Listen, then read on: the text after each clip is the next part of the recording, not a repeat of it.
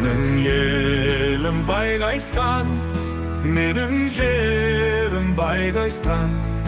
Мақтанамын өзіңде, Байгайстан, Байгайстан.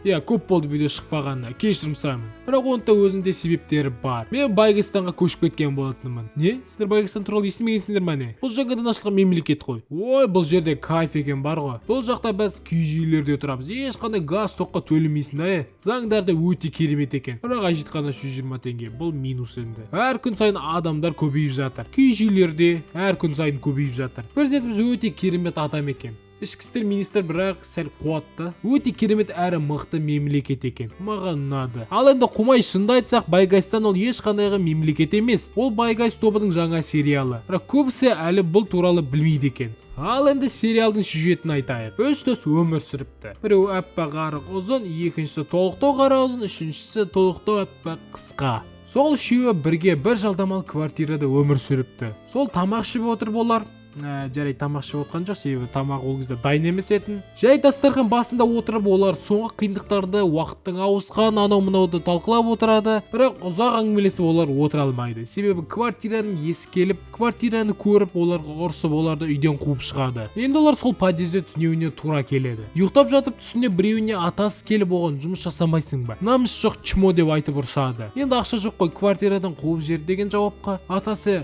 кезінде ештеме киіз үйде тұрып мемлекет құрдық.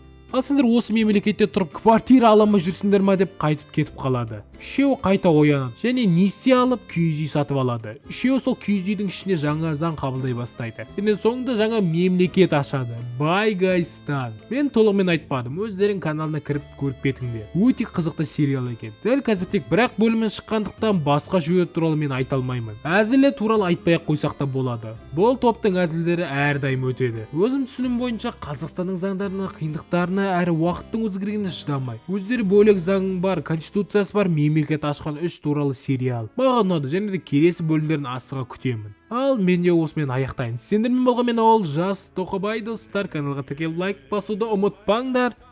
Сау болыңдар. Жерім Байгайстан, мақтанамын.